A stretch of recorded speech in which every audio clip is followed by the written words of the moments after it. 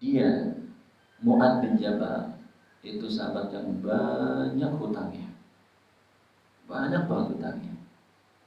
Terus di masa Rasulullah, Mu'adz bin Jabal banyak banget hutangnya. Terus Mu'adz nggak mampu bayar, nggak sanggup bayar. Lalu di masa Rasulullah dimaafkan, artinya dihalalkan, dianggap lunas sudah. Mu'adz. Hanya Mu'adz ini termasuk sahabat yang kalau kita perhatikan hadis-hadisnya, termasuk berbicara tentang kezuhudan sahabat Mu'adz. Beda dengan sahabat yang lain seperti Abu Bakar As-Siddiq radhiyallahu anhu, sahabat Utsman bin Affan, sahabat Abdurrahman bin Auf. Tapi kalau hadis-hadis yang diriwayatkan oleh Mu'adz bin Jabal itu rata-rata tentang kezuhudan, zuhud terhadap dunia. Itu jamin rahmat Allah. Nah, dari hadis ini pendapat yang pertama tadi, ya ini argumentasinya bahwa kalau sudah nggak ada lagi harta, ya sudah selesai masalah utang di dunia loh, di dunia. Tadi akhirat.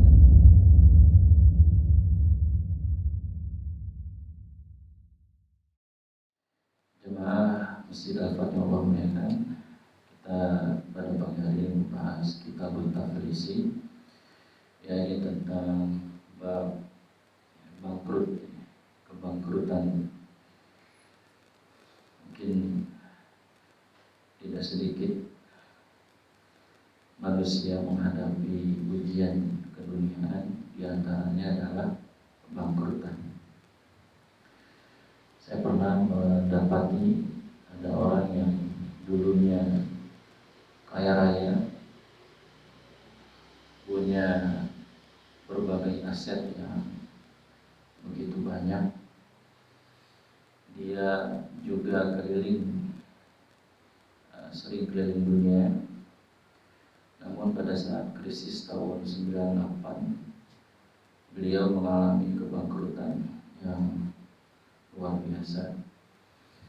Sampai-sampai di dompetnya tidak ada sepeser pun uang yang dimilikinya. Jadi saya betul-betul melihat dan menyaksikan orang tersebut mengalami kebangkrutan. Alhamdulillah beliau datang ke majelis ilmu, di pengajian supaya hatinya tenang dan tidak datang ke dukun atau datang ke orang pintar yang supranatural dan lain sebagainya. Tapi dia datangnya ke pengajian. Alhamdulillah dia bisa sabar. Memang sedih tampak dari raut wajahnya karena semuanya hilang, ya, bahkan uang di dompet tidak ada tersisa sedikit pun. Nah, dalam pandangan Islam ini masuk kategori ya, bangkrut, Kitabut Taflis. Jamaah dirahmati Allah Ta'ala, ada juga hal yang lebih mengerikan dari bangkrut keduniaan yang tadi diceritakan, yakni kebangkrutan nanti di akhirat yang juga tidak kalah ngerinya. Sebagaimana hadis yang sudah masyhur, yang sudah kita ketahui bersama, Nabi pernah bertanya dengan para sahabat, atadruna manil muflis, atau atadruna mal muflis, tahukah kalian orang-orang yang bangkrut itu, ya, muflis? Qalu al-muflisu fina man la dirham lahu wala mata'. Para sahabat menjawab bahwa orang bangkrut itu ya orang yang tidak punya dirham dan tidak punya harta benda, itu bangkrut. Lalu kata Nabi SAW, faqala innal muflisa min ummati, sesungguhnya orang-orang yang bangkrut dari kalangan umatku adalah man ya'ti yaumal qiyamati bi sholatin wa siyamin wa zakatin. Yang bangkrut ini kata Nabi di hari kiamat dari umatku, kata beliau, adalah orang yang datang pada hari kiamat dengan sholatnya, dengan puasanya, dengan zakatnya. Wa yati qad syatama hadza wa qadhafa hadza wa akala mal hadza wa safaka dama hadza wa daraba hadza. Orang yang bangkrut itu adalah udah pede banget, sudah ada pahala sholat, pahala puasa, pahala zakat, tapi datang orang-orang yang telah dizaliminya waktu di dunia. Dia nuntut gitu. Dia nuntut ya. Ada yang pernah mencela, mencaci saudaranya, dia nuntut ya, karena dicaci dan dicela. Ada yang difitnah, dituduh tanpa bukti, dia nuntut juga. Ada yang memakan harta orang lain tanpa hak, juga nuntut dia. Yang korupsi ya, yang mungkin punya hutang belum terbayarkan ya, dituntut tuh nanti di yaumil qiyamah. Lalu ada yang menumpahkan darah tanpa hak, juga menuntut ya. Lalu ada juga yang memukul ya, orang lain ya, juga dengan pukulan yang tanpa hak. Mereka semua nuntut. Sampai kata Nabi sallallahu alaihi wasallam, fayu'ta hadza min hasani wa hadza min hasatihi ya.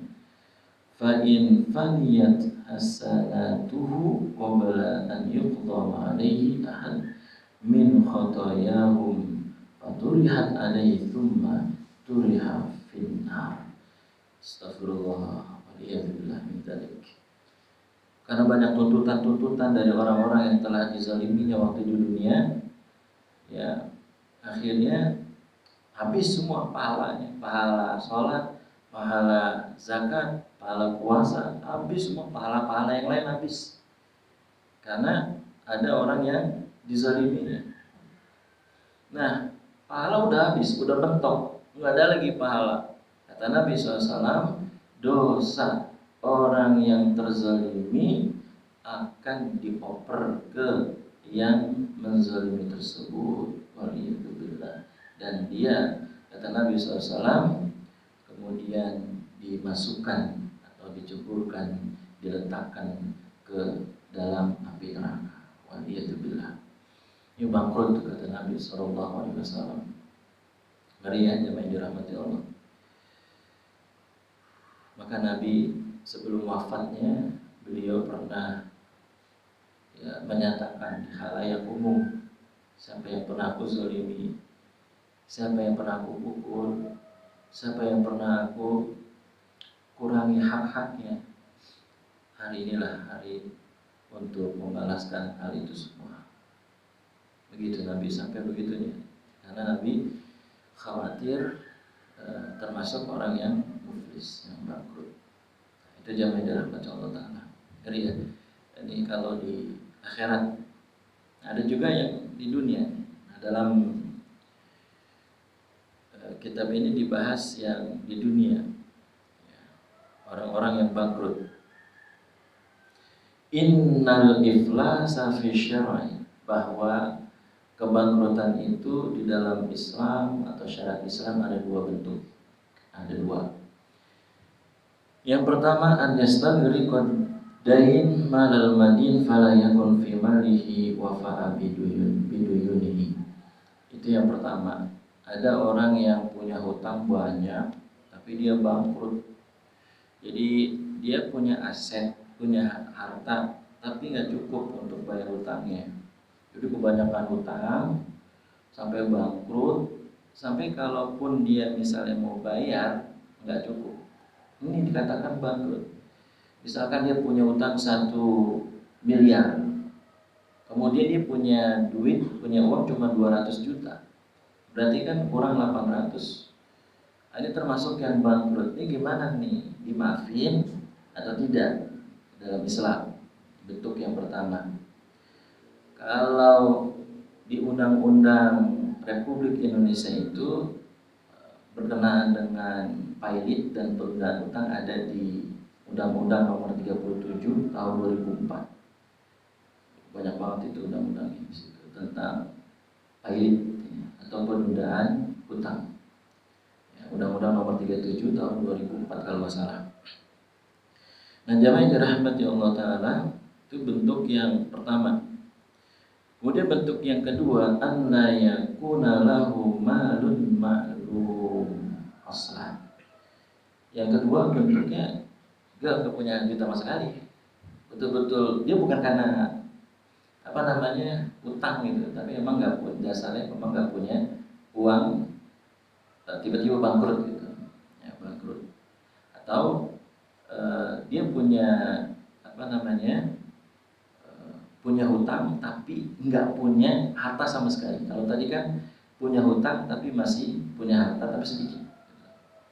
Tapi yang bentuk kedua ini dia nggak punya harta sama sekali. Dan bagaimana hukumnya jamaah Allah menurut pandangan syariat Islam? Fa amal halatul ula, adapun keadaan yang pertama, yang dia punya utang banyak banget, ya punya utang banyak, tapi duitnya dikit gitu, artinya asetnya, hartanya nggak cukup untuk bayar. Ya. Bagaimana tentang hal itu? Fakhtalafal ulama fi dzalika. Berkenaan dengan ini para ulama berbeda pendapat. Yang jumhur dan yang tidak jumhur. Kalau jumhur itu berarti selain Abu Hanifah, selain Imam Abu Hanifah. Hal lil hakim an yahjuru alaihi tasarruf fi malihi hatta yabi'ahu alaihi wa yuqassimuhu 'ala al-ulama 'ala nisbati duyunihim am laysa lahu dzalika bal yahbis hatta yadfa'u ilaihim jami'a malah, ya, hatta yadfa'u ilaihim jami'a malihi. Jadi jamaah yang dirahmati Allah, perbedaan ulama terletak pada hakim yang punya wewenang. Apakah yang punya hutang banyak itu kemudian dia hartanya sedikit, artinya harta yang dia punya ya kurang untuk membayar hutang-hutang dia. Nah, hakim bisa menyita aset dari orang yang punya hutang itu. Bisa dia punya bisnis bakso, bisnis mie ayam, bisnis kopi dan lain sebagainya. Sita itu, ambil asetnya ya tanpa dipidana. Pendapat yang pertama, dan itu pendapat jumhur, tanpa ada pidana. Kalau memang udah habis nih aset-asetnya, udah nggak ada lagi, ya sudah dimaafkan, nggak perlu dipidana, nggak perlu dipenjara. Tapi pendapat yang kedua, ada pidana, ada penjara. Ya. Jadi jamaah dirahmati Allah, dia diambil asetnya, lalu dipenjara. Ya, lalu dipenjara. Kalau yang pertama, ya ambil asetnya saja. Kalau sudah habis, ya sudah. Mau gimana lagi coba? Orang nggak bisa bayar, udah bangkrut, nggak perlu dipenjara. Cukup ya ambil apa yang dia miliki. Nah, ini berdasarkan hadis tentu dari pendapat-pendapat yang ada. Kita simak ini yang pertama. Kita sampaikan 4 hadis Nabi SAW. Jadi 4 hadis ini menjelaskan, 2 hadis menjelaskan tentang dimaafkan, ada pengampunan, tidak perlu dipenjara, tidak perlu ada iqab. Yang 2 hadis. Terus 2 hadis lagi ada iqab, ada pidana, ada penjara. Makanya ulama beda tuh di dalam memahami hal tersebut. Yang pertama kita simak bismillah, yakni hadis dari Mu'ad bin Jabal. Mu'ad bin Jabal ini ahli agama juga, beliau termasuk sahabat yang faqih dalam agama. Bahkan beliau sempat diberi izin oleh Nabi SAW untuk berfatwa ketika tidak ada ditemukan dalam Quran dan Sunnah. Lalu Mu'ad bilang, ya aku dengan fatwaku. Terus diizinkan oleh Nabi SAW. Inilah Mu'ad bin Jabal.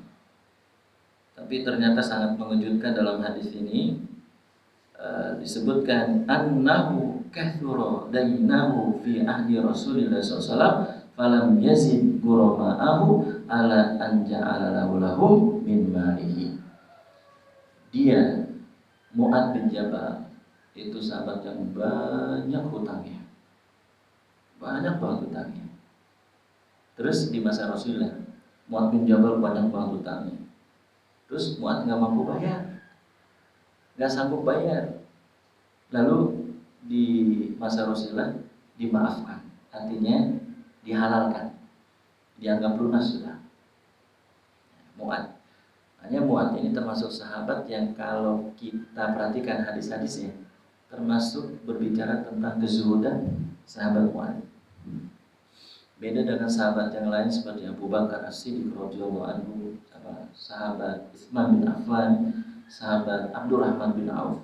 Tapi kalau hadis-hadis yang diriwayatkan oleh Mu'adz bin Jabal itu rata-rata tentang kezuhudan, zuhud terhadap dunia. Itu jamin rahmat Allah.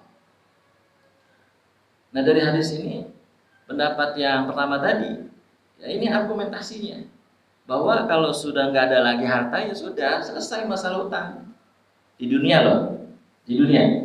Tadi akhirat sesuai dengan keputusan ketetapan dari Allah Taala. Kan tadi ini jelas lah hadisnya. Juga ada hadis yang lain, nanti bisa dibayar dengan amal yang dia punya dan seterusnya gitu. Nah, jamaah dirahmati Allah, jadi kita lagi bicara di duniawi, di dunia ini, tidak di akhirat. Kalau di akhirat nanti Allah Subhanahu wa taala yang memutuskan. Ikhwafillah rahimakumullah. Kemudian hadis yang kedua dari Sa'id Al-Khudri. Anna rajulan usiba ala ahli Rasulillah sallallahu alaihi wasallam fi thamarin ibta'aha fakathura dainahu. Faqala Rasul sallallahu alaihi wasallam tasaddaqu alaihi. Sesungguhnya dulu ada seorang yang punya hutang juga, selain Mu'adz, banyak hutangnya. Dia pembisnis, bisnisnya kurma. Jadi ini jualan kurma. Cuman hutangnya banyak. Terus kata Nabi SAW, ya bayarlah dengan apa yang kamu punya. Apa yang kamu punya, aset kamu, ya kamu bayar dengan apa yang kamu punya itu. Fatasaddaqun nahsa alaihi falam yablugh dzalika wafa'an bidaini. Masya Allah, ternyata udah gak ada lagi. Pas dicek, nggak ada lagi harta yang dia punya, nggak ada lagi. Subhanallah. Faqala Rasul sallallahu alaihi wasallam, khudhu ma wajadtum wa laysa lakum illa dzalik. Ambil, oi yang punya utang sama yang tukang kurma ini ya, penjual kurma, ambil apa saja yang dia miliki yang berharga, yang bisa dijual, yang bisa jadi uang.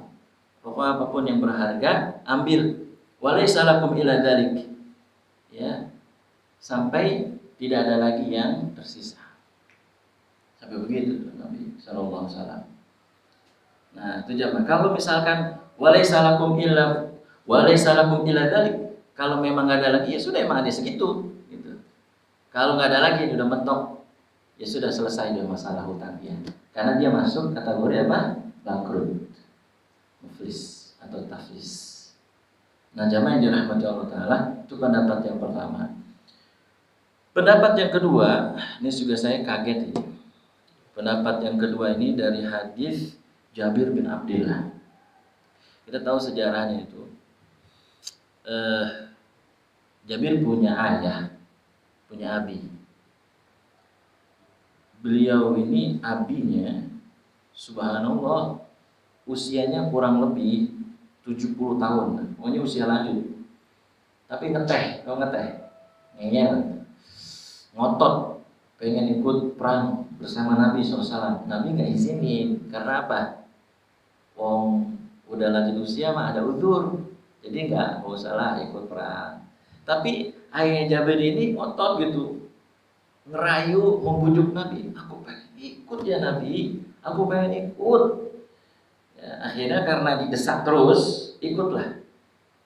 Ya, ayahnya Jabir yang sudah lanjut usia itu, 70 lebih lah. Ya.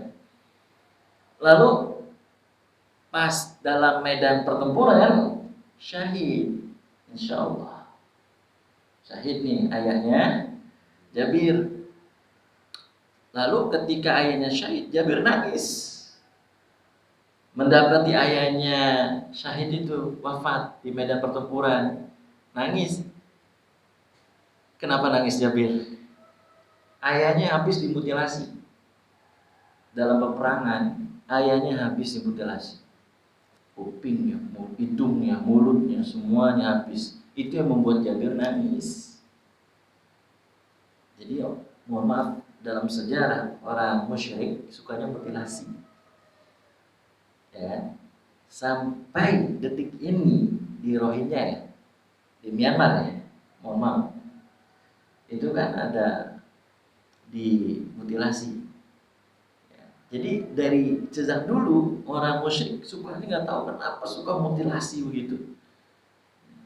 Ingat gak dulu pamannya Nabi Hamzah bin Abdul Muthalib itu dimutilasi juga oleh siapa? Orang musyrik. Nauzubillahi min dzalik. Nah, jamaah yang dirahmati Allah Taala, Jabir nangis, Jabir bin Abdullah nangis. Kenapa ayahku wafat ya? Tega banget sih orang seperti ini gitu. Orang udah wafat tapi dimutilasi begitu. Kita bayangin jadi kayak Jabir gitu Bapak Ibu. Seolah kita Jabir nih. Lihat ayah kita kayak begitu, pasti juga kita nangis, sedih. Nabi ngeliat Jabir nangis, Nabi deketin, Nabi berikan kabar gembira, Jabir, apa yang menyebabkan kamu menangis? Maukah aku kabarkan berita gembira untuk kamu, untuk menghibur Jabir? Oh ya Rasul, kabar gembira apakah itu? Ayah kamu sudah bertemu Allah Subhanahu wa Ta'ala. Jadi ini disampaikan oleh Nabi kepada Jabir. Jadi ayahnya sudah bertemu dengan Allah. Allah bertanya kepada ayah Jabir yang mati syahid, apa yang kamu minta setelah kamu mati syahid? Allah, aku pengen hidup lagi di dunia. Pengen hidup lagi di dunia, lalu aku berjihad lagi di medan perang, membela agamamu. Mati, aku minta hidup lagi. Mati, aku minta hidup lagi. Itu dia yang turun ayat surah Al-Imran kan, bal ahya'un inda rabbihim, ya kan? Jangan kamu mengira, jangan kamu menyangka orang-orang yang mati di medan perang itu dia mati, sesungguhnya dia hidup di sisi Tuhannya. Terus kata Allah, nggak bisa hidup lagi ke dunia, nggak bisa kamu, ya, karena sudah sunatullah, sudah ketetapanku, kalau orang sudah mati di dunia nggak bakal hidup lagi. Minta yang lain. Lagi-lagi ayahnya Jabir mintanya, ya saya mau minta hidup lagi di dunia, mau minta perang. Subhanallah, sampai sebegitunya. Ini kabar gembira dari Nabi Muhammad SAW untuk Jabir yang ayahnya ikhlas, ya, maju di medan perang. Udah usia setua itu, tapi masih semangat ke medan tempur. Kita semangat ngaji, semangat nuntut ilmu. Betul gak? Tapi berat ya, berat gitu ya. Tapi sebenarnya menurut ilmu dengan jihad, beratan jihad pastinya lah. Karena jihad itu kan ngeri ya. Kalau mati gimana, kalau kena pedang gimana, kalau kena senjata gimana. Wah subhanallah. Kalau ngaji, ya ringan. Taman dari taman surga, saking enaknya ngantuk dan tidur. Nah, kan? Jadi, karena taman surga begitu ciri-cirinya. Nyaman, tenang, beruntung. Yang bisa tidur tuh beruntung. Ya kan? Di saat orang-orang yang lain di Eropa itu pakai obat tidur ya. Kalau kita alhamdulillah gitu kan, nggak perlu obat tidur, cukup datang ke pengajian, nah selesai sudah. Baik, jadi jamaah yang dirahmati Allah, itu cerita yang pernah saya sampaikan kalau tidak salah ya, di khutbah Idul Adha atau Idul Fitri saya lupa. Nah, tentang sifat-sifat kematiannya. Nah, jamaah yang dirahmati Allah Ta'ala, ini diceritakan di dalam hadis ini tentang ayahnya Jabir, hina istashhada abuhu bi Uhud. Jadi ayahnya Jabir ini syahid waktu perang Uhud. Istashhada, ya, abuhu bi Uhudin. Tapi wa alaihi dainun, ayahnya Jabir banyak hutang. Ada hutang gitu, ada hutang.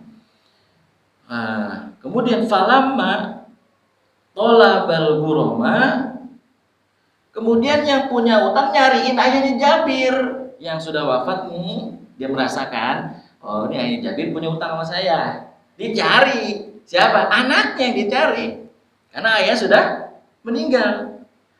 Lalu Jabir, qala Jabir, kemudian Jabir mengatakan, fa'ataitun Nabi sallallahu alaihi wasallam fakallamtuhu.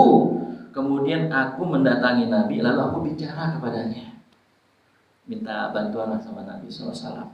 Ya. Setelah itu, jamaah dirahmati Allah, fasa'alahum an yaqbalu minni haqiqi wa yuhallilu abi. Akhirnya setelah berbicara dengan Nabi lah, bicara dengan Nabi, ketemulah dengan orang yang minjemin uang ke ayahnya Jabir yang syahid itu ya. Minta dihalalin, karena Jabir juga orang miskin. Ya, bagaimana mau bayar utang ayahnya, orang dia aja miskin, Jabir. Maka Jabir bersama Nabi ditemenin gitu supaya apa? Dihalalin utang ayahnya. Apa jawaban yang punya utang? Pak abau, nggak mau, nggak mau, tetap harus, ya emang hak yang minjemin duit lah, mau nggak maunya kan, emang yang punya hak ya, yang minjemin uang, ya. Maka jamin dirahmati Allah, fa abau, falam ya'tihim Rasul sallallahu alaihi wasallam haidi qala, walakin sa'abdu alaika qala, faqada alaina hina asbaha fatafa bin nakhli fada'a fi thamariha bil barakah. Qala fazadtuha faqadaitu minha huququhum wa baqiya min thamariha baqiyah. Kemudian Jabir bin Abdillah untuk melunasi hutang ayahnya, beliau kerja menjual buah-buah. Akhirnya terbayar sudah hutang dari ayahnya. Itu jemaah. Itu hadis yang tidak ada pengampunan. Tidak ada pengampunan. Kan tadi 2 hadis ada pengampunan, 2 hadis ini tidak ada pengampunan. Yang keempat nih hadisnya. Li al-wajidu yuhalli wa irdahu wa uqubatahu. Bahwa yang namanya hutang itu harus dibayarkan, dan kalau tidak dibayarkan maka ada iqobnya, ada pidananya. Jadi ada pidananya, misalnya di penjara atau lain sebagainya, jamaah dirahmati Allah. Nah, ini hadis yang menerangkan bahwa tetap harus dibayarkan sampai lunas, walaupun bangkrut. Ya pokoknya carilah ya supaya bisa lunas. Kalau hadis yang nomor 1 dari hadis siapa? Mu'ad bin Jabal, kemudian Sa'id Al-Khudri, itu kalau sudah habis ya sudah, dimaafkan saja. Ya. Terus hadis yang ketiga dan keempat, ya, 2 hadis lagi, itu jelas tidak ada pengampunan, artinya ada pidana di sana, terus ada penjara di sana, ada iqab. Lalu bagaimana jumhur ulama jamaah dirahmati Allah menyikapi hal ini? Ya, fal jumhur yaquluna yabiul hakim ma lahu alaihi fayunasifu minhu ghurama'ahu aw gharimahu in kana maliyan aw yahkumu alaihi bil iflas in lam yafi malu biduyunihi. Nah, jamaah dirahmati Allah, sedangkan jumhur atau mayoritas ulama menyatakan bahwa hakim ini cukup untuk mengambil daripada sisa-sisa yang ada, ambil untuk sebagai pembayaran hutang, terus kalau udah nggak ada lagi udah selesai masalah. Itu jumhur ulama, ya. Jadi sebenarnya jadi pendapat yang pertama dengan jumhur ulama ini sama. Ya, hanya Imam Abu Hanifah yang berpendapat ada pidana. Sedangkan jumhur mengatakan bahwa kalau sudah nggak ada lagi harta yang dia miliki, dianggap lunas, in lam yafi. Nah, ya sudah diampunin lah, sudah selesai masalah.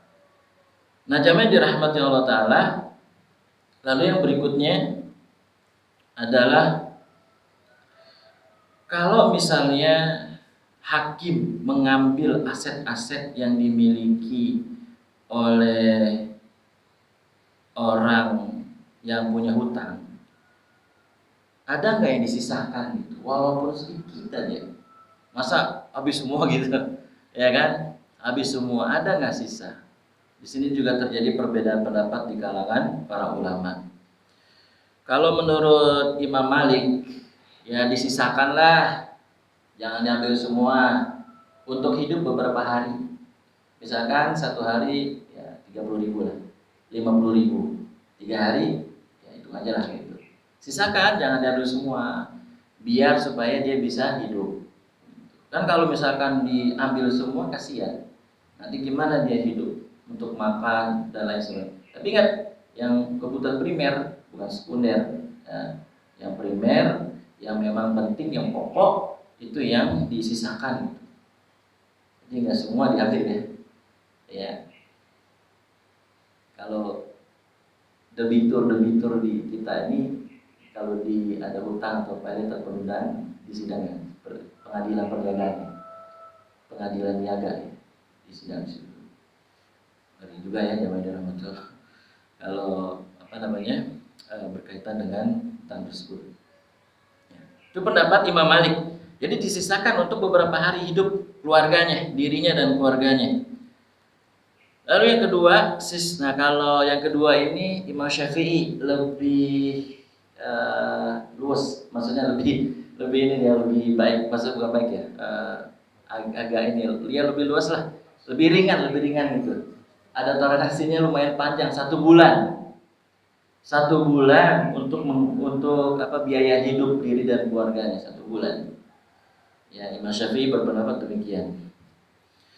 Kemudian yang ketiga, ini menurut pendapat Imam Abu Hanifah dan Imam Ahmad bin Hambal. Lebih ini lagi dia, lebih lihat realita.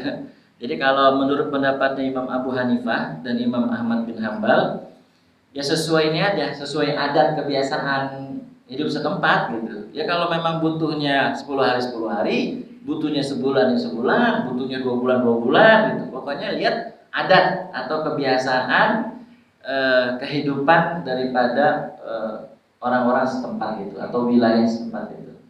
Ya, jadi terserah lah gitu.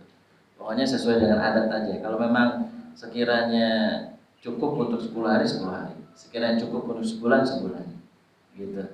Nah itu jamaah yang dirahmati Allah Ta'ala. Jadi setelah kita mengetahui tentang bangkrut ini, subhanallah jamaah yang dirahmati Allah, di Islam juga dirinci. Nggak tahu di kitab lain ada apa enggak ya? Kalau di hadis ada gitu ya. Dan mungkin undang-undang yang tadi nomor 37 ya 2 tahun 2004 boleh jadi mengacu di sini kan Allah, karena kayaknya segen juga kita baca panjang banget ya, apalagi bukan bidang ya, bisa capek itu ya membahas atau membaca daripada undang-undang tersebut ya, tentang pailit dan penundaan hutang. Nah, jamaah yang dirahmati Allah, setelah kita mengetahui bahwa ada 2 bentuk daripada bangkrut ini gitu ya, kita juga lihat ada hadis-hadis yang 2 hadis tadi sudah disampaikan tentang pengampunan, artinya kalau sudah nggak ada lagi, sudah nggak usah dicecah terus ya, cukuplah sudah ya, karena dia udah nggak punya uang lagi. Terus hadis yang kedua ya, terus sampai kalau nggak punya uang lagi dipidana hukumannya. Jadi bedanya di situ. Yang satu pendapat yang pertama tidak dipidana, pendapat yang kedua dipidana gitu. Nah jamaah yang dirahmati Allah Ta'ala, juga kita melihat saksikan kehidupan para sahabat. Jadi memang yang namanya kaya dan miskin itu takdir. Ya. Bahkan saya baca hadis Nabi SAW, orang kaya lebih membutuhkan orang miskin sesungguhnya. Ya, kapan-kapan kita bahas di kutub. Ya. Kemudian jamaah yang dirahmati Allah Ta'ala, ada juga yang perlu kita lurusin ya. Selain daripada bahwa di kehidupan ada kaya dan miskin, Ini kemudian jangan diartiin paham Jabariyah sama Qadariyah, sama saya tidak. Ya, karena kita nggak tahu nakdir daripada kita ini gitu ya. Nanti ketahuannya kalau kita sudah wafat. Termasuk juga ini jamaah, mumpung saya masih ingat tentang jodoh. Tentang jodoh, jamaah dirahmati Allah Ta'ala. Kan orang pernah bilang begini, setiap orang ada jodohnya gitu. Iya kan? Dan lain sebagainya. Padahal itu tak tepat. Dia berdasarkan pada ayat Allah surat Al-Dzariyat yang tentang Allah menciptakan manusia berpasang-pasangan. Tapi kalau kita lihat tafsirnya, nggak ada menunjukkan setiap orang ada jodohnya, nggak ada. Kenapa? Memang nggak ada dalam keterangan di Quran maupun di hadis Nabi SAW. Nggak ada. Makanya ada orang yang meninggal masih jomblo kan? Imam Nawawi jomblo bukan? Sampai wafatnya jomblo, iya kan? Terus banyak ulama yang sampai wafatnya jomblo. Jadi kalau dikatakan bahwa setiap orang ada jodohnya, ya dari mana dasarnya? Kan suka begitu orang, tenang, kok saya sampai saat ini belum ketemu jodohnya ya? Kan gitu. Tenang, semua orang ada jodohnya, saat kurang tepat. Yang betul semua orang ada takdirnya, ya kan? Ada takdir. Orang kafir, ya kan? Juga sama. Mungkin nanti orang-orang yang nggak nikah di dunia nanti akan bertemu di surga, kalau masuk surga ya, bertemu dengan orang-orang yang tidak menikah juga di dunia gitu. Nah itu. Kemudian yang kedua, jamaah dirahmati Allah, ini juga perlu dilurusin. Alhamdulillah, masya Allah. Ada motivator yang kayaknya dia salah menyampaikan diksi atau menulis diksi ya. Jadi diksi yang dipakai salah gitu, kurang tepat. Kalau jadi orang miskin jangan lama-lama, begitu. Dan viral ya. Kalau jadi orang miskin jangan lama-lama. Ya. Bagus niatnya untuk memotivasi orang-orang jadi orang kaya. Ya kan? Karena kalau kaya bisa sedekah katanya. Dia lupa orang miskin juga bisa sedekah. Bukan hanya orang kaya. Orang kaya, orang miskin sama-sama bisa bersedekah. Nah, ini diksi yang dipakai salah sehingga banyak menyakitkan hati orang dan dikritik banyak. Ini motivator Islam, ya. Banyak dikritik oleh orang. Diksi yang dipakai kurang tepat. Kalau mau pakai kata-kata bekerjalah yang sungguh-sungguh, bekerja yang ikhlas, yang tulus. Nah, selesai sudah. Jadi nggak perlu pakai jangan lama-lama jadi orang miskin. Gitu. Karena itu bisa penyakit. Karena ada orang miskin yang kerja 24 jam banting tulang. Ada yang sebetulnya miskin. Jadi dia bekerja sudah 24 jam tapi memang seperti itu nasib yang dia dapat. Ya. Itu jamaah yang dirahmati Allah Ta'ala. Ya. Jadi kurang tepat. Ada juga begini, motivator lagi yang lain. Tidak ada ceritanya orang yang doyan sedekah jatuh miskin. Boleh jadi kata dia, orang yang miskin jarang sedekah. Nah, jamaah yang dirahmati Allah, ini juga diksi yang dipakai salah. Mohon maaf lahir batin. Bukan nakut-nakutin sedekah, sama sekali. Maka esensi sedekah harus kita sampaikan. Esensinya itu jangan lupa, kita sedekah untuk kaya di akhirat. Berkaitan dengan balasan itu mah gak usah dipikirin. Balasan-balasan yang penting kita kaya di akhirat. Gitu. Ini banyak orang salah nih mindsetnya, esensi dari sedekahnya. Jadi kalau sedekah nanti bayanginnya dapat ini dapat itu di dunia. Saya kasih contoh. Ada yang sedekah jangan jauh-jauh sahabat Abu Bakar As-Siddiq radhiyallahu anhu. Itu sedekahnya jor-joran, pol-polan, habis semua, nggak ada yang disisain. Sampai Nabi nanya, emang apa yang kamu sisakan? Abu Bakar, Allah dan Rasulnya, ya kan? Terus sampai kakeknya Asma bintu Abu Bakar, siapa kakeknya Asma? Abu Quhafah. Abu Quhafah bilang begini, cucuku, apa yang ditinggalin oleh ayahmu? waktu ayah kamu hijrah ke Madinah, diajak kakeknya, dipegang tangannya, lalu disuruh pegang batu kerikil. Dipikir kakeknya itu butiran-butiran emas, padahal itu adalah batu kerikil. Ya, maksudnya cucunya ini atau anaknya Abu Bakar Asma ingin memberitahu kakeknya, ya itu yang disisakan oleh ayahku, nggak ada lagi, habis semua sampai wafatnya, tak dibalas oleh Allah di dunia. Contoh lagi, Khadijah radhiyallahu anha juga sama.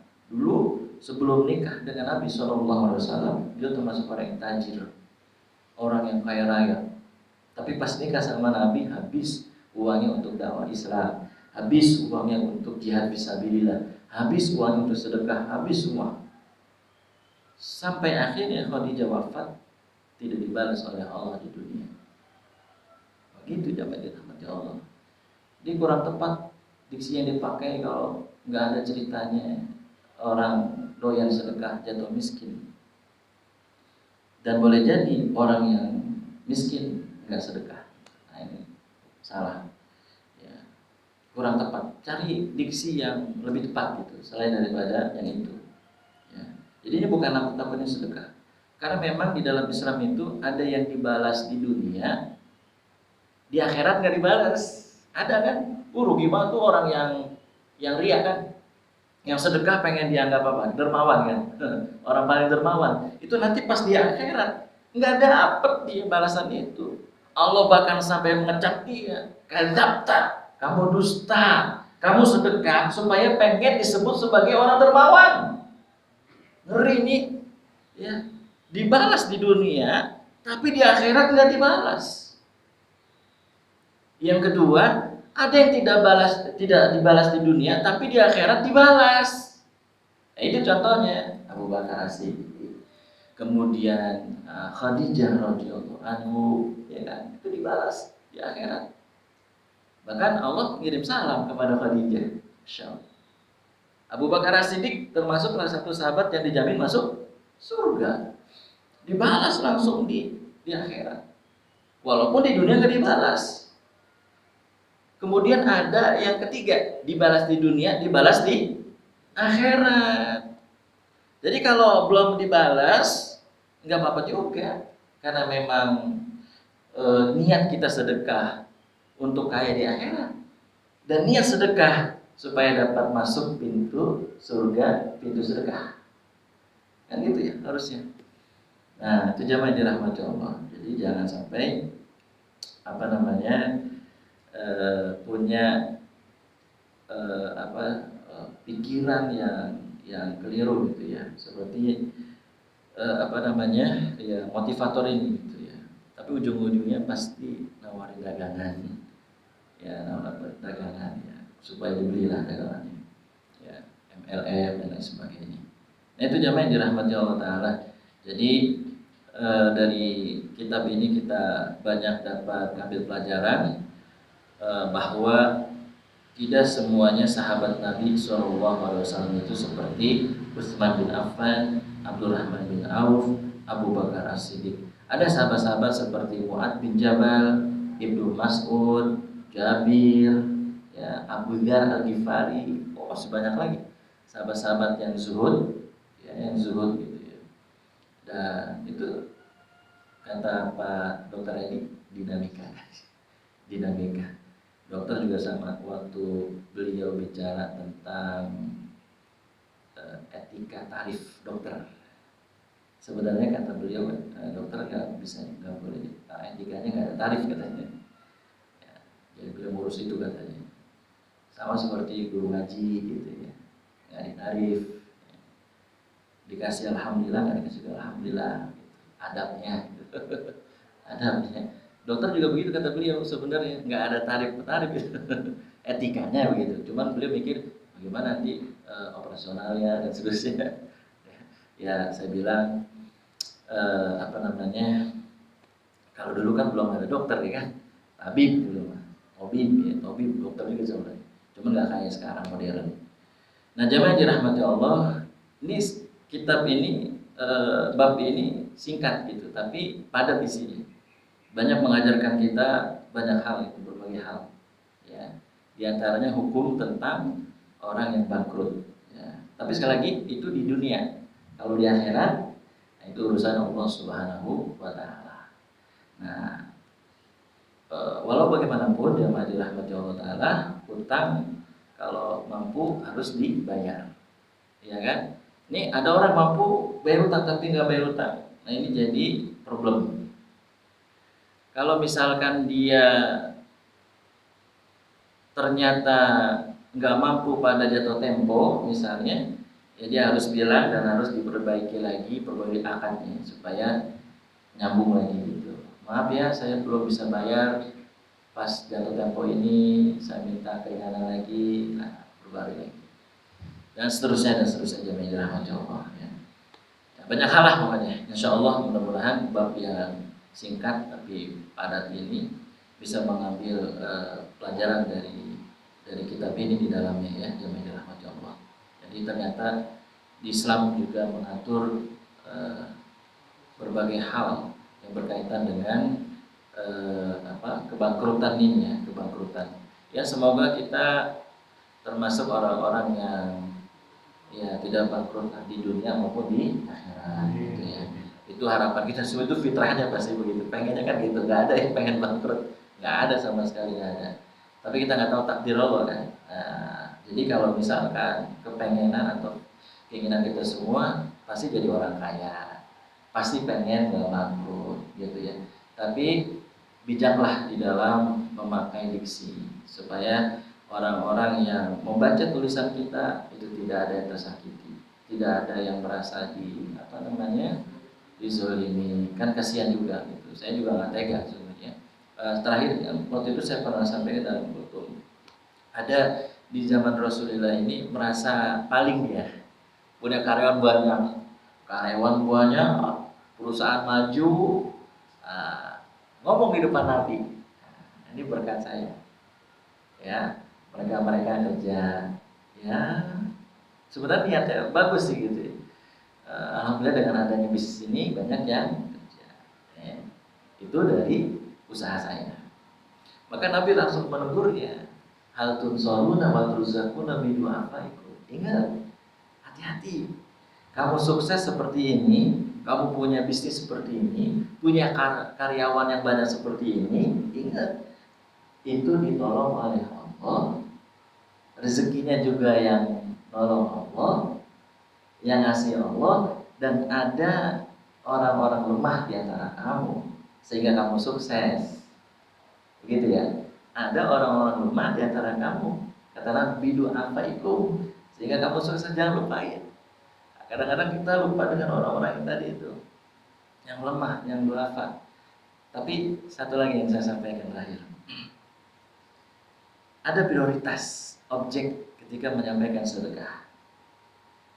Begini Bapak, orang miskin yang rajin sholat, yang rajin baca Quran, yang rajin puasa, dengan orang miskin yang nggak sholat, yang nggak pernah sholat, kemudian orang miskin yang tidak baca Quran atau mungkin baca Qurannya ngotang-ngotang misalnya, mana duluan yang jadi prioritas objeknya? Pasti yang rajin sholat, rajin baca Quran, rajin puasa. Logika kita dapat mencerna bahwa pahalanya pasti lebih banyak kan tadi objeknya kita berikan ke orang miskin yang rajin sholat. Bisa tuh Umar bin Khattab menjadi khalifah gitu, menjadi prioritas menghafal Quran, ya kan? Orang-orang soleh dikasih tunjangan. Nah, itu kalau ada khalifah yang dipikirin tadi Islam. Wallahu a'lam bishawab. Mudah-mudahan bermanfaat untuk kita semuanya. Barangkali ada forum tanya jawab atau tambahan satu atau dua. Tafadhol masykurah. Ya. Waalaikumsalam warahmatullahi wabarakatuh.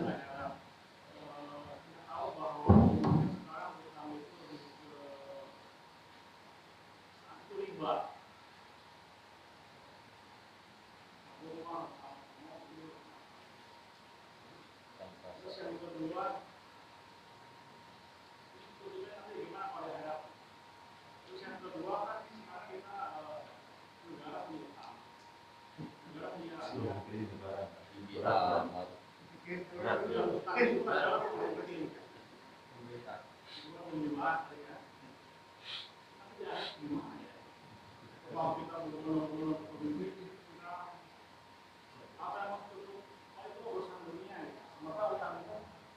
kan dunia akhirat ya. Ini dua hal ini nih kami mohon pencerahan ini. Terima kasih. Assalamualaikum warahmatullahi wabarakatuh. Sengaja nggak dibahas biar abang nanya, karena alhamdulillah dana juga ya. Banyak yang nanya begitu ketika bahas tentang bangkrut. Bagaimana kalau pemimpin yang punya utang, gitu kan? Apakah si rakyatnya juga menanggung hal tersebut, gitu kan? Iya kan? Ada yang milih. Nah, jamaah yang dirahmati Allah Taala, setiap pemimpin, setiap orang adalah pemimpin, dan setiap pemimpin akan dimintai pertanggung jawabannya. Artinya, jamaah yang dirahmati Allah, jika misalnya utang itu untuk kemaslahatan daripada rakyat, ya, memang utang itu diperlukan, bukan yang nggak diperlukan gitu, ya, maka ini juga daripada bagian umat kepada khalifah. Ini kalau kita bicara khalifah, ya, saling bantu membantu, saling bahu membahu. Tapi kalau misalnya berhutang kemudian di DPR tidak disetujui misalnya, atau rakyat tidak setuju misalnya, nah ini lain cerita. Tapi kalau rakyat ada sebagian yang tidak setuju karena alasan ini dan alasan itu, maka rakyat yang tidak setuju karena alasan-alasan itu, insya Allah ini tidak termasuk di dalamnya.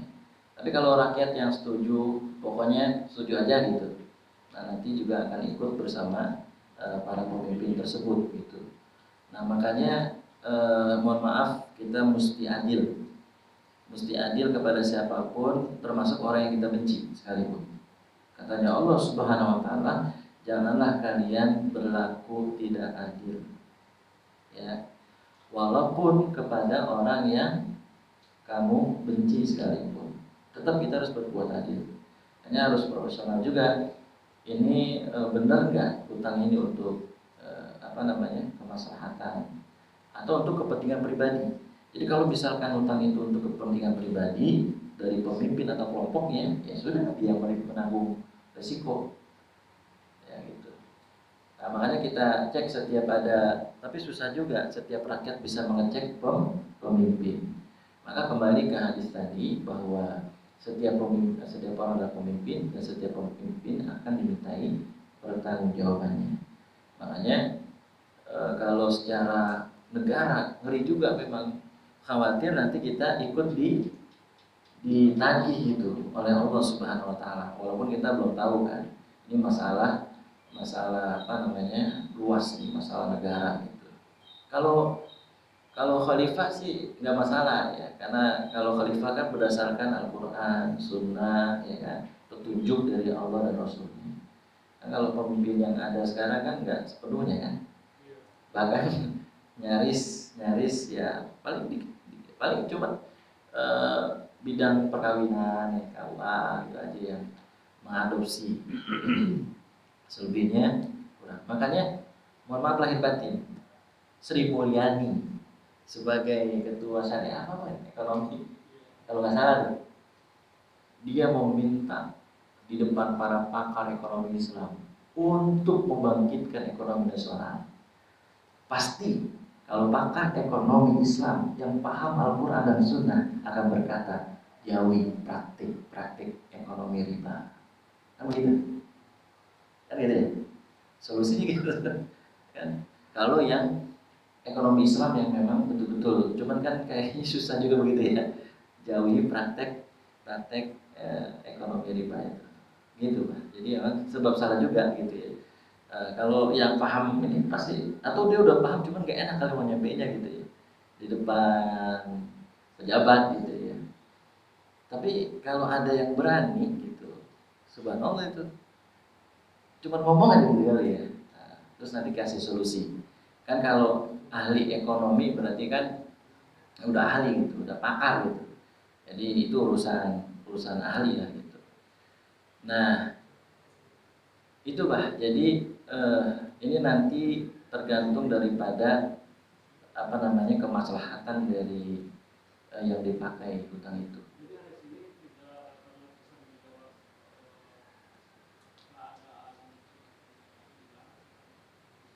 Mm-mm.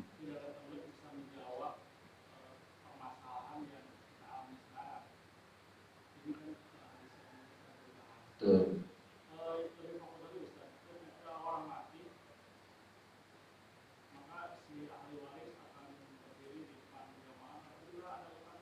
Iya.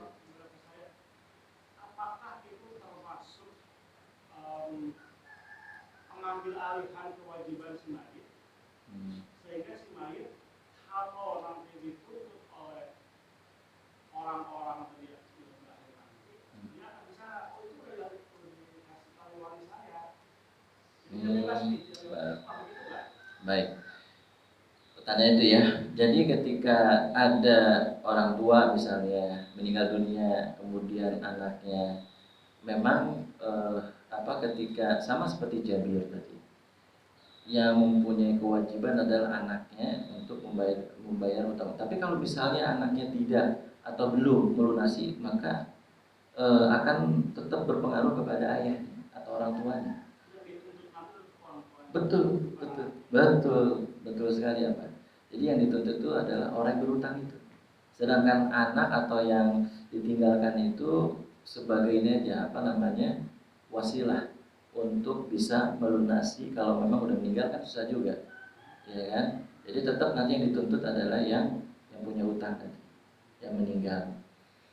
Nah, memang kalau setiap ada orang meninggal pasti akan diumumin tuh. Karena perlu itu. Memang salah satunya adalah perlu diumumin gitu. Tapi tentu jangan lupa untuk menyampaikan bukti-bukti. Jangan sekedar dia punya utang sama saya nggak ada buktinya.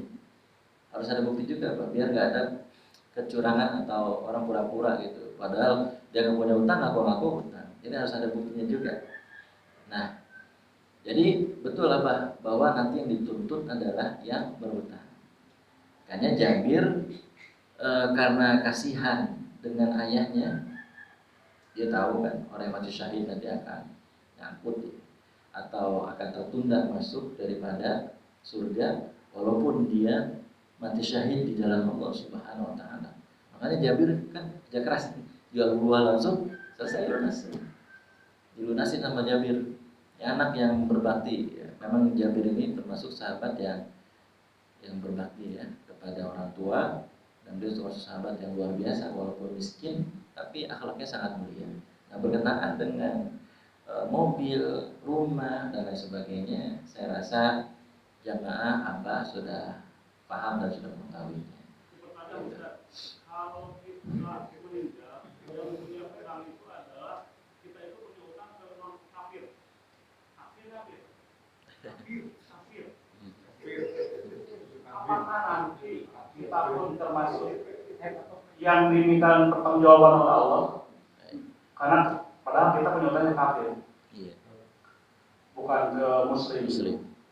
Ya, monggo Ustaz gimana? Iya, terima kasih Abah. Ini pertanyaan di bolongan Pak semua nih. Habis ini terakhir ya. Baik. Jadi siapapun ketika kita punya utang, karena kalau sama orang kafir kan masuknya ke bab muamalah ya, sosial gitu ya. Siapapun kita punya hutang sama siapapun, mau orang kafir, orang muslim, ya kan, itu tetap kita wajib membayarnya, ya. Nggak boleh, jangan mentang-mentangan orang kafir kemudian bebas begitu aja, nggak boleh. Saya di akhiratnya nih Ustaz. Iya, di akhirat. Bapak kafir bakal nuntut kita nanti. Baik, pertanyaan yang kritis sampai segitu dalam ya Pak, ya luar biasa. Iya, siapapun dia, karena di saya nggak tahu teknisnya nanti, karena kan di goib nih Pak. Tapi kalau di hadis ini umum, nggak usah ngapain nuntut kita. Iya. Itu orang juga cenderung di sana. Iya, Sebenarnya kan? kita ditanya nih, Betul. itu gerbang surga, ya kan? Masa tiba-tiba kafir datang, berarti dia datang dong kita semua. iya, nanti bisa melalui apalah gitu kan? Kolektornya, Pak. Nah, Ya, saya ini bisa posisinya bukan bukan di pendapat pribadi. Kalau misalkan ada nggak itu di nasnya, apa di Al-Quran atau hutangnya ada, cuman kan lebih banyak ke antara Muslim. Cuman saya belum dengar ini hadis yang Muslim dengan non Muslim yang nanti di sana, sementara dia di akhirat di neraka sana, sementara kita mudah-mudahan insya Allah ya kita masuk surga. Tapi kan hutang itu katanya yang bakal mengganjal masuk ke surga. Sekalipun itu orang itu mati dalam keadaan sahih gitu ya, mati di peperangan. Nah itu terkait itu tuh. Apakah itu termasuk kita? Kalau itu buat apa dia mau salah juga enggak gitu kan? Ini logika kita. Yang ingin saya tanya itu adalah ada nggak nasnya Rasulullah? Oh ternyata memberatkan kita juga. Baik. Kalau di dalam hadis tadi yang tentang orang-orang muflis itu umum tuh bah, artinya nggak disebutkan khusus orang beriman, siapapun manusianya yang memang dia zalimi dia akan tuntut. Tapi proses penuntutannya kita nggak tahu itu seperti apa. Yang pasti itu akan semuanya sama di hadapan Allah Subhanahu Wa Taala. Termasuk begini, orang Yahudi kan kafir, nggak boleh disakiti hati, kata Nabi SAW, ya kan? Nggak boleh disakiti atau diambil lah haknya itu misalkan satu jengkal aja tanah. Siapa yang mengambil satu jengkal saja tanah dari Yahudi sama saja menyakiti hatiku. Itu sampai sebegitunya kan? Artinya mau orang kafir, mau non muslim, bila mana kita punya hutang kepada mereka harus kita bayarkan. Kalau misalkan kita tidak bayarkan akan dituntut, cuma mungkin proses penuntutannya ini yang kita belum tahu. Pasti dituntut gitu, cuma mungkin itu ada hal-hal yang gaib lah. Sama seperti nanti di padang mahsyar kan ada yang keringatnya sampai sekaki, ada yang keringatnya sampai selutut, ya, bahkan yang tenggelam dengan keringatnya, padahal bersama itu, bersama di padang mahsyar. Kenapa nggak tumpah gitu? Kan gitu bang. Syekh Saleh Al-Utsaimin berkata begitu. Ini jangan dipikirkan pakai logika kalau dalam masalah ini, sebab nggak akan nyampe gitu. Karena ini masalah iman. Ya, kok bisa di sebelahnya penuh dengan keringat, yang sebelahnya nggak kena gitu? Susah untuk dipikirkan. Saya paham Ustaz. Satu lagi jelas gitu. Apabila kita berhutang atau kita mengutangkan, maka lebih baik dibebaskan. Ada keterangan begitu. Artinya saya punya hutang ke Pak Gusti nih. Baik. Kata Pak Gusti udah Pak Herman bebas saja. Itu jauh lebih baik. Saya ingin sekarang bayangan pikirannya. Kan kalau tadi kalau kita tidak membebaskan utang, kita ada peluang masuk surga nih, karena dosa kita diambil kan. Berarti besar banget itu buat kita nanti penolong. Tetapi Allah bilang jauh lebih baik. Allah apa hadis nih? Allah ya, jauh lebih baik apabila kita membebaskan. Saya ingin tahu misalnya kira-kira nih pencerahan saya punya otak ini segede apa gitu loh. Sehingga kita kan kalau secara manusiawi enak aja loh ngutang udah pinjamnya lo maksa, kawan kagak gitu. Kan kita kadang nggak rela gitu ya, artinya nggak ngutang udah aja buat nanti sampai di akhirat. Tapi kata Allah nggak begitu, jauh baik dibebaskan. Ini sebetulnya pembebasan itu segede apa gitu sehingga Allah menunjukkan itu gitu. Ini aja logika aja saya ingin tahu. Makasih Ustaz. Ini terakhir udah ya. Wassalamualaikum warahmatullahi wabarakatuh. Iya betul. Memang Allah Ta'ala dalam surah Al-Baqarah mengatakan bahwa kalau misalkan dihalalkan, sudah dilunasi sajalah, sudah itu lebih baik bagi kamu. Yang pertama prosesnya jatuh diberi keringanannya, diperpanjanglah temponya. Kalau misalkan belum bisa juga terus perpanjang sampai dia bisa gitu. Tapi jatuh tempo, keringanan, ada yang lebih baik daripada itu. Kan udah baik juga tersebut jatuh tempo, terus ya maaf belum ada, ya udah nggak apa-apa sampai ada, terus gitu. Tapi ada lagi yang lebih baik dari itu juga udah bagus kan. Ada lagi yang lebih baik yaitu dihalalkan, dilunasin saja supaya dia juga mungkin nggak berat di dalam menjalani kehidupannya. Apalagi kita tahu dia orang mungkin susah gitu ya, kita lunasin saja itu jauh lebih baik. Dan jamaah dirahmati Allah, kalau dikaitkan dengan hadis yang lain, misalkan ayat ditafsirkan dengan hadis gitu, tafsir ayat dengan hadis. Kalau di hadis yang lain, ketika orang mukmin membantu saudaranya kesulitan di dunia nih Pak, seperti misalkan minjemin uang, ya kan? Itu nanti keutamaannya kata Nabi SAW akan dimudahkan nanti urusannya di akhirat. Bah, orang udah dimudahin urusan di akhirat udah senang banget, udah gede banget itu Pak. Ya, nggak ada lagi kemudahan nanti. Memang kita di sini cuma cerita kan. Nanti kalau sudah di akhirat betul-betul ternyata butuh banget kemudahan-kemudahan di akhirat. Bahkan di dalam hadis, orang yang termiskin di dunia ketika masuk surga sampai lupa dia miskin di dunia. Saking besarnya Pak. Ya, jadi kata Nabi, ada orang miskin di dunia, paling miskin lah dia. Jadi di antara manusia yang paling miskin dia masuk surga. Karena nikmatnya banget surga atau surga itu nikmat banget sampai dia lupa dia orang paling miskin di dunia. Sebaliknya ada orang yang paling kaya raya di dunia pas masuk neraka seolah-olah dia lupa bahwa dia dulu orang yang paling kaya di dunia. Kalau masuk neraka, saking apa itu neraka? Saking ngerinya. Kan kata Nabi yang paling ringan kalau kita injak batu kerikil mendidih di kepala. Kan begitu. Jadi gitu Pak. Di antara keterangan dari Nabi Muhammad SAW dari ayat ini bahwa itu lebih baik bagimu, di antaranya bahwa itu bisa meringankan beban. Lalu ketika kita meringankan kesulitan hidup dari saudara-saudara kita, maka kita akan dimudahkan urusan kita di akhirat. Satu aja udah cukup, ya, dimudahkan urusan akhirat. Kayaknya di dunia juga dimudahkan, senang banget. Proses-proses perizinan, pindah alamat KTP nggak berbelit-belit gitu kan, jadi sudah senang gitu ya Pak ya. Jadi udah cukup sebenarnya. Jadi gambaran lebih baik bagimu itu ditafsirkan dengan hadis-hadis yang ada, ya dimudahkan urusannya di akhirat, dimudahkan hisabnya, dimudahkan ketika jalan jembatan sirat. Masya Allah itu udah gede banget itu, ya. Itu pasti kalau sudah dimudahkan urusan akhirat, ya mudah semuanya. Ketika di mizan mudah, ketika di padang mahsyar mudah, ya kan? Ketika orang-orang pada takut, dia dimudahin terus dihibur, kamu jangan takut, kamu termasuk golongan yang selamat. Terus jembatan sirat dia secepat kilat, tiba-tiba sampai di surga, malaikat Ridwan sudah menyambut dengan senyum. Subhanallah. Gede banget itu, Pak. Terus ada lagi satu lagi yang paling besar tentu adalah melihat wajah Allah Subhanahu wa taala. Boleh jadi, dan saya yakin bahwa orang yang melunasi hutang orang tersebut, maka kan orang yang berhutang juga termasuk yang kita zakatin juga ya, dia masuk gorimin kan, orang yang boleh dizakatin gitu, orang yang punya hutang. Tapi orang yang betul-betul tadi bangkrut gitu ya, itu boleh dizakatin ya.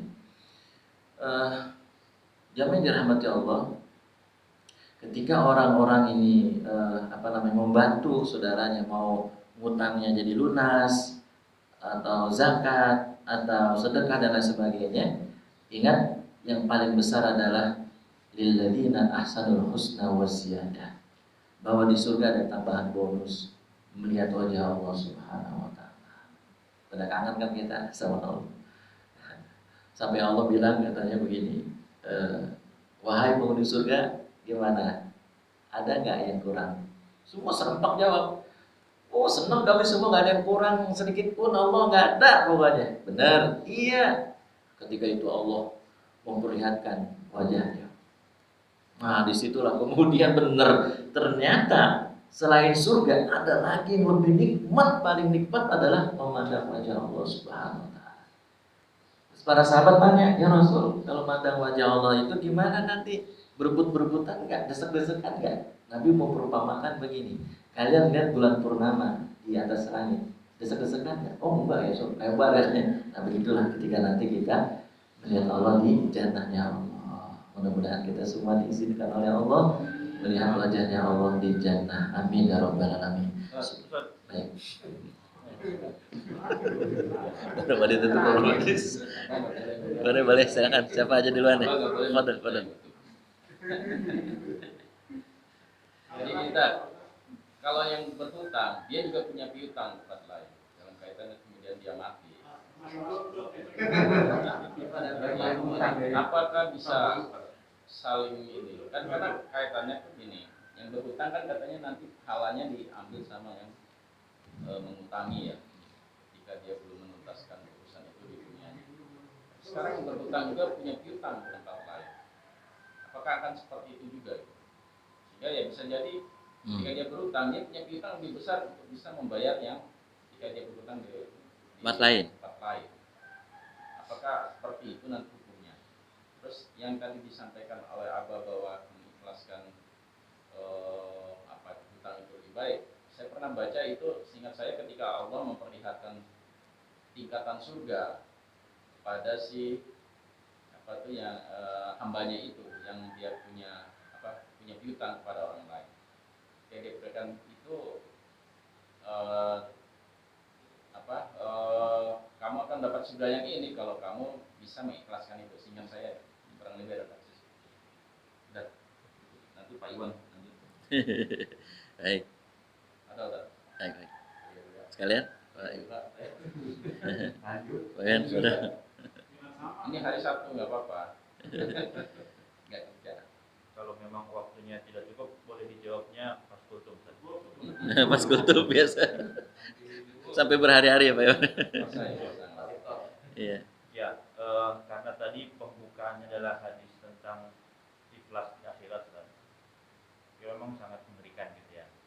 Memang ada redaksi wa akhadha mala hada. Ngambil harta orang ini. Di dalamnya termasuk tentu tidak bayar hutang. Kalau kita bicara personal, kami paham. Itu urusan masing-masing bagaimana di akhirat menyelesaikannya.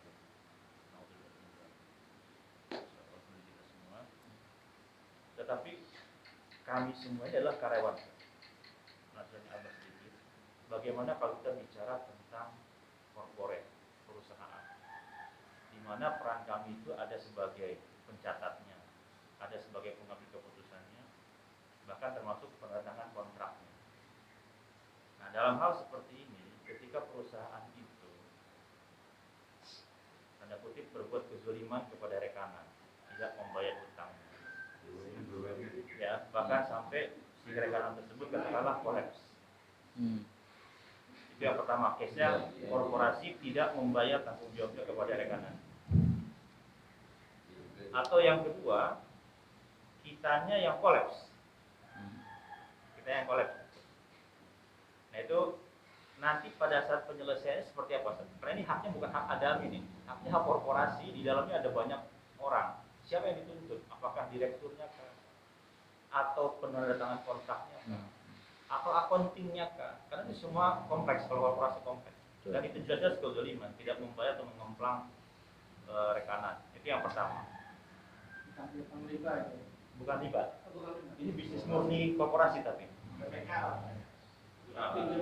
Tanggung jawabannya siapa? Katakanlah kami karyawan nih yang bertangan kontrak gitu ya. Tapi keputusan mengemplang pembayaran itu mungkin bukan di pembayaran kontrak, misalnya ada di direktur atau di keuangan, macam-macam, kompleks bahasanya. Terus di dalamnya accounting yang mencatat ya kita kemplang atau tidak gitu. Itu apakah pertanggung jawabannya akan ke bawah juga di akhir dan seperti apa penyelesaian? Yang pertama. Nah yang kedua, dalam posisi kita sebagai karyawan, kita melakukan sesuatu terhadap hak korporasi, memanfaatkan katakanlah fasilitas korporasi untuk kepentingan pribadi. Apabila dia sebagai sebuah kezaliman, penyelesaiannya seperti apa tanggung jawabnya? Yang repot adalah ketika perusahaannya sudah tidak ada, katakanlah kolaps. Nah kita ingin menyelesaikan semua dirinya sebelum meninggal. Mohon tausiahnya. Karena ini faktual, saya kira faktual. Alhamdulillah. Alhamdulillah pertanyaan luar biasa, banyak dan bagus-bagus semua ya. Insya Allah berbobot semua, kalau jawaban juga memuaskan, amin. Dari Pak Halim dulu, berkenaan dengan ada nggak istilahnya kayak semacam impas gitu, maksudnya begini. Jadi ada dia punya hutang juga di tempat lain. Kalau begitu, ikhwafillah rahimakumullah, itu nanti tanggung jawabnya pada yang bersangkutan gitu. Artinya nggak bisa kemudian kan beda tempat misalnya Pak, beda tempat kan, beda tempat bukan satu tempat yang sama kan, beda tempat. Jadi nanti ini memang susah pakai logika nih. Kalau pakai logika susah banget, saya nggak dapat gitu ya. Tapi nanti akan dimintai sesuai dengan apa namanya tanggung jawab atau yang dia perbuat gitu. Ya kalau memang ada masalah di ada tanggung jawab di tempat lain ya berarti di tempat lain fokusnya. Jadi nggak bisa kemudian jadi impas atau jadi apa namanya satu gitu ya, nggak bisa. Jadi kalau misalkan terpisah ya terpisah tanggung jawab masing-masing. Apalagi orangnya beda kan, orang beda. Tadi ini kan banyak nih orang yang disebut Nabi. Ada yang memukul, ada yang menumpahkan darah, udah nuntut semua, gitu. Jadi masing-masing ada tanggung jawabnya gitu. Jadi nggak bisa disamain yang satu tempat dengan tempat yang lain. Karena ini juga beda-beda nih. Ada yang fitnah, ada yang mencerca, mencaci, ada yang memukul, ada yang menumpahkan darah, ada yang memakan harta tanpa hak dan lain sebagainya. Cuman kalau yang repot itu kalau borongan tuh, di sini ada, di situ ada, di sini ada, di situ ada, waliyadzubillah min dzalik gitu. Itu paling mungkin ya. Jadi nggak bisa disamain gitu. Jadi sesuai dengan tanggung jawabnya masing-masing. Kalau memang tempatnya berbeda, ya berarti tanggung jawab di tempat tersebut. Enggak, maksud saya gini kan. Oke, saya sama Pak Iwan misalkan, saya sama Pak Iwan 10 juta. 10 juta. Tapi Pak Isan utang ke saya 50 juta. 50 Oke, juta. saya urusan Allah mengadili saya sama Pak Iwan. Selesai nih. Akuntansi aja. Saya transfer pahala senilai 10 juta ke Pak Iwan. Kemudian saya minta juga sama Allah, ya Allah, Pak Ihsan utang sama saya 50 juta. Transfer gak nih pahalanya Pak Ihsan ke saya gitu. Jadi masih surplus gitu.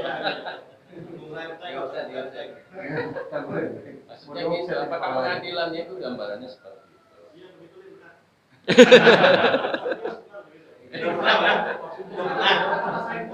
Pengalaman ya. Biar tenang nih Pak Ustaz. Karena ini seperti keadaannya juga. Ada pengalaman. Ini kan masing-masing tetap pengadilannya. Oh, pengadilan tetap masing-masing. Ya, kan Allah mengadili saya sama Pak Iwan dulu misalkan.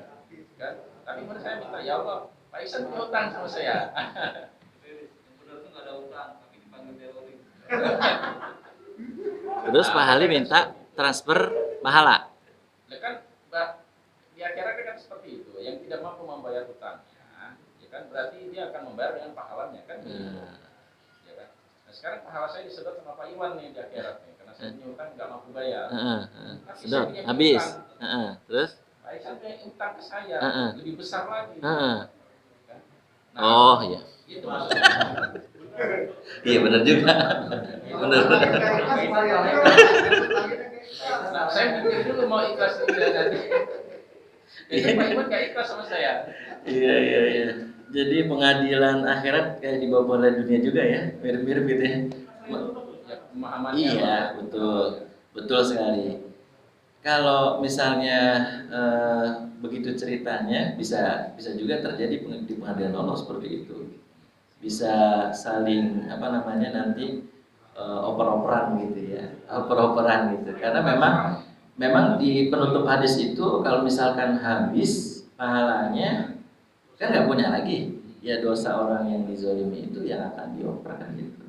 Tapi selagi misalkan masih ada transfer kayak gitu udah Ihsan masih ada, insya Allah lah masih ada optimisme gitu ya, masih ada harapan untuk masih ada pahala gitu Pak Ali, mungkin gitu ya maksudnya ya. Ada pertanyaan yang kritis Pak Ali itu. Ini duitnya duit dewa bukan? Nggak ada itu tetap. Kan lagi murni katanya Pak. Ini asumsinya duitnya halal. Alah tuh murni. Udah beda topik lagi Pak. Sama kayak Pak Iwan tadi murni. Ya begitu Pak Alim. Jadi bisa jadi seperti itu kan. Memang kan dari keterangan hadis yang terakhir itu begitu. Kalau memang udah habis dosa-dosanya, pahalanya kan dioper dosa gitu. Tapi kalau masih betul transfer begitu, memang begitu kenyataan hadisnya, emang paling masalah.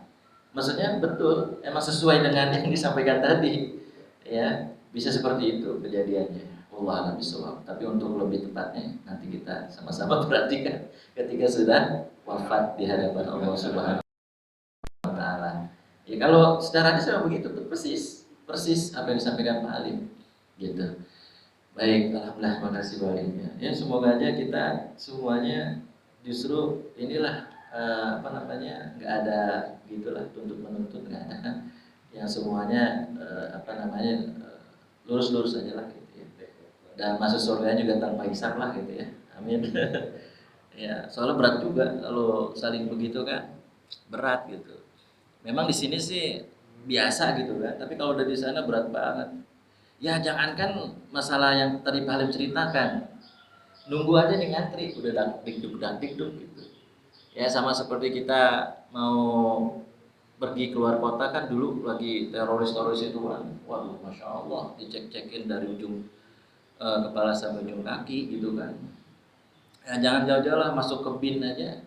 Saya khutbah Jumat di BIN aja itu masya Allah ketat banget tuh, dari ujung kepala ujung kaki dicek. Ya jadi nggak apa namanya lumayan juga, padahal kita ya emang diundang gitu, jadi tapi tetap prosedur itu dilaksanakan di ujung tangan, ujung yang Kalibata, di ujung kepala sampai ujung kaki. Itu udah ngeri gitu, apalagi nanti ketika diperiksa oleh Allah Subhanahu wa Ta'ala. Makanya doanya untuk supaya kita diringankan dalam hisab, ya, dimudahkan, diringankan dalam hisab. Ya, tapi kalau ada kejadian gitu ya insya Allah. Tapi emang mau Pak Alim ceritanya, mau benar-benar kejadian kayak gitu ya? Enggak ya insya Allah. Tapi di tempat lain ya Pak Alim ya. Di tempat lain kalau Pak Iwan sama Unaisan insya Allah enggak ya, orang soleh semuanya insya Allah. Amin. Baik, kemudian yang terakhir dari Pak Iwan. Jadi sama seperti ini sebenarnya. Mohon maaf lahir batin. Ada yang memahami riba itu dari ujung kepala sampai ujung kaki. Riba, pemahaman riba itu.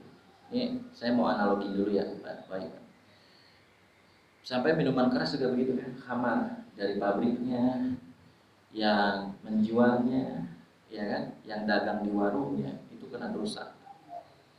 Nah, berkenaan dengan perusahaan yang seperti Pak Iwan ceritakan tadi, itu yang bertanggung jawab adalah yang terlibat di dalamnya, mau direkturnya, mau yang accounting apa yang mencatatnya, mau yang ya semua gitu. Cuman gini, saya punya cerita, ada jamaah, ya Allah ya Rabb, dia jujur banget. Cuman dia sebab salah gini, kalau nggak tanda tangan ini dimusuhin. Ada korupsi itu. Tapi kalau nggak tanda tangan dimusuhin dia sama teman-temannya. Sian banget, saya bilang ya Allah berat amat. Ya terus mau nggak mau ditanda tangan, tapi dia nggak ambil uangnya. Ya dia nggak ambil uangnya tuh. Ya kan? Dia cerita gitu, karena dia tahu itu dari uang hasil korupsi. Dia nggak mau tanda tangan, dia tanda tangan tapi nggak ngambil. Karena kalau nggak tanda tangan, ya terancam lah, dimusuhin inilah, difitnah itulah, gitu. Ada juga orang PLN yang dia nggak ngerti administrasi, asal tanda tangan aja. Pas atasannya kena ditangkap korupsi, dia kena juga. Padahal dia nggak tahu menahu, asal tanda tangan aja, gitu. Nah, jamaah yang dirahmati Allah, ada yang memang dia tidak tahu, dia nggak tahu persoalan itu, dia tanda tangan aja. Tapi kalau misalkan dia tahu umpama, kemudian dia ambil, dia terlibat lah, dia menikmati hasilnya dan seterusnya, itulah orang-orang yang terlibat di dalamnya. Mau dia direkturnya, mau dia pencatatnya, pokoknya orang-orang yang terlibat dalam perbuatan tersebut itu kena semua. Tapi kalau yang nggak terlibat, nggak kena insya Allah. Misalnya dia kayak tadi dia tanda tangan doang gitu. Ya memang secara logika dia juga kena karena membiarkan kemungkaran. Ya kan? Cuman masalahnya kalau kan kita sistemnya begitu tuh, orang jujur akan dihabisin. Ya. Cuman nanti kalau dia bicara seperti itu, nanti madorot akan lebih luas. Dia nanti dimusuhin, difitnah. Saya pernah ada contoh itu di Gereja Depok Asri ada orang yang difitnah mencuri uang perusahaan atau uang bank, saya lupa. Ada, masih hidup orangnya. Difitnah dia, terus ada saksi-saksi palsu. Akhirnya dia, masya Allah, dipenjara. Padahal dia nggak tahu menahu, tapi tiba-tiba difitnah mencuri uang berapa ya, miliaran gitu. Padahal dia nggak mencuri itu. Akhirnya dia dipenjara dan stres. Jadi kayak orang gila sekarang. Ya Allah, ya Rabb. Rabbana, kita berlindung kepada Allah dari fitnah orang-orang zalim. Ya kan? Kan ada orang yang kita nggak salah, tapi difitnah ada. Terus dia ngundang saksi palsu.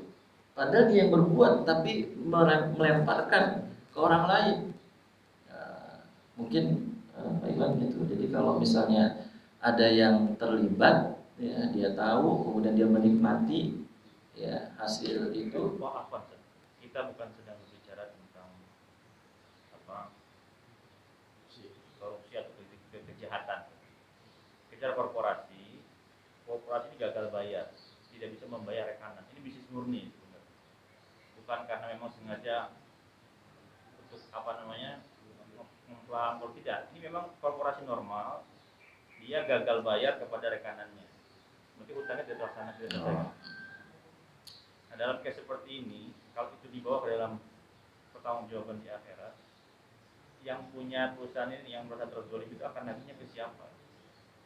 Kita bicara korporasi. Ini bukan masalah praktek kejahatan gitu, tapi ini murni karena gagal bayar hutang yang tidak selesai. Yang mendasar adalah karena kita tentu ingin sebelum meninggal itu semua urusan hak adami ini selesai. Ya, gitu. Ya, kalau kalau kejadian seperti itu, kan tadi sudah dijelaskan yang pertama, kalau misalkan dia, berarti kan jatuhnya kolaps ya tadi, hewannya kolaps gitu ya, bukan karena kejahatan dan sebagainya kan, bukan pengemplangan juga kan, kolaps gitu. Maka rekanan ini nanti kan tadi sesuai hadisnya akan menuntut ya, terus kepada siapa dia akan menuntut gitu kan. Nah, kalau misalkan tuntut menuntut dalam kondisi seperti itu, memang kita nggak ada yang mau kan Pak Iwan, betul nggak? Nggak ada yang mau kolaps pasti kan, nggak ada yang mau bangkrut pasti. Nah, itu misalkan taruhlah sesuai hadis tadi, dia akan menuntut rekanan ini karena perusahaan itu seperti itu gitu. Maka yang akan dituntut adalah sesungguhnya tadi sama seperti pemimpin negara, ya, dia yang bertanggung jawab terhadap hal itu. Kemudian juga yang di bawahnya yang memang terlibat juga di dalam masalah pencatatan, ya, semuanya itu yang di dalam perusahaan itu yang memang bukan sengaja juga, tapi semoga saya berharap ya nggak ada dituntut ya kalau kejadian seperti itu di akhirat, karena memang nggak sengaja dan bukan suatu kejahatan gitu ya. Tapi kalau misalnya, tapi kan ini udah nggak punya uang lagi nih, atau mungkin bareng-bareng itu bersama-sama gitu Pak Iwan ya, bahu-membahu juga sulit ya Pak Iwan ya, untuk membayarkan utang itu, nggak ada uang lagi ya. Karena sosok kan korporasi, kita karyawan ya, tidak mungkin karyawan urunan gitu kan. Iya kan, susah juga seperti itu, karena kan ini perusahaan kan bareng-bareng ya, maksudnya banyak di situ yang terlibat kan. Kalau perusahaannya milik pribadi, sahamnya, pengelolaannya itu jelas kan, ujungnya ada di pribadi tersebut gitu ya. Tapi kalau perusahaannya itu adalah PT bersaham, itu milik bersama sebenarnya, tidak ada pemilik tunggal ya. Makanya berarti kan kalau misalkan milik bersama itu nanti yang bersama-sama akan dituntutnya gitu, karena kan semua terlibat gitu, bagian pencatatannya gitu.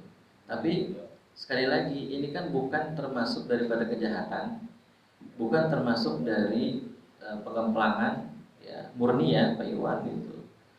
Jadi kalau ditanya siapa yang akan dituntut gitu kan, padahal ini adalah milik bersama kan, siapa yang dituntut coba? kalau misalkan atasan ini dituntut, terus gimana dengan yang bawahannya, yang juga ada andil di dalamnya. Gitu. Kalau kita misalkan pahami hadis tadi, setiap orang setiap pemimpin akan diminta pertanggungjawabannya, juga kan nanti anak buahnya atau karyawan juga udah tahu kan masalah itu. Tapi kalau dalam syariat agama di dunia, kalau memang tidak mampu membayarnya sudah selesai. Nah di akhirat nanti urusan Allah Subhanahu wa taala. Gitu. Tapi rekanannya kira-kira kalau kejadian seperti itu suka nggak, ikhlas nggak? Pasti enggak. Pasti. Karena dia merasa walaupun perusahaan Pak Iwan misalnya nggak salah kan, cuman pasti yang berdampak kepada yang rekanan tadi kan ya, yang mungkin nanti akan menuntut gitu. Makanya banyak-banyak ini berdoa dan ada solusi gimana supaya yang karena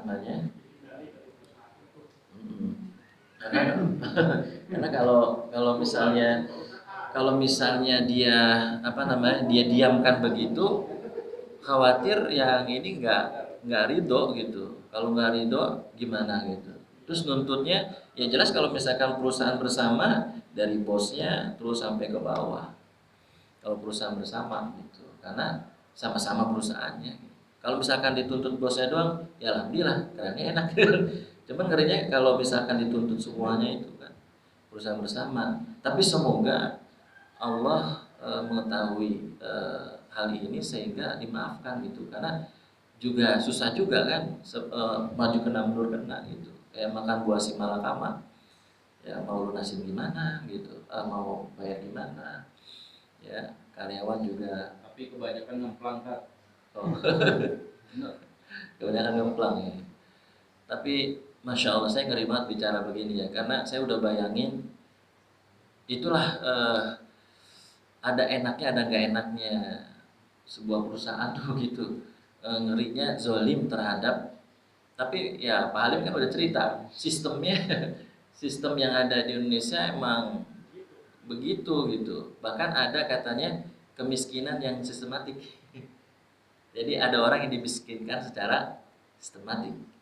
Jadi susah untuk orang jadi kaya karena sudah ada sistemnya begitu, dipampet gitu. Itu yang menurut jamaah di Gereja Pawasli begitu ya. Ada Ustaz, orang miskin karena malas, ada orang miskin karena sistematik juga ada sistem yang membuat dia. Jadi begitu, Allah Pak Iwan ini memang berat karena ini kita kalau dituntut tentu kalau misalkan dia nggak ridho, nggak ikhlas, ya ini yang berat gitu. Kan nggak mungkin kita berharap ikhlasin gitu, susah juga ya. Halalin. Ini berat banget nih. Ya semoga saya sih harapannya perusahaannya kembali ini ya. Iya, kembali maju lagi sehingga bisa melunasi apa yang menjadi tanggung jawab lah gitu. Itu yang paling penting sih. Kalau berkenaan dengan tuntut menuntut sih itu urusan nanti gitu. Yang penting bagaimana supaya kita bisa menunaikan tanggung jawab yang ada perusahaan tentunya gitu. Itu Pak Iwan. Ya. Jadi karena memang berat banget punya perusahaan. Iya. Penasaran sih sama perusahaannya apa gitu ya.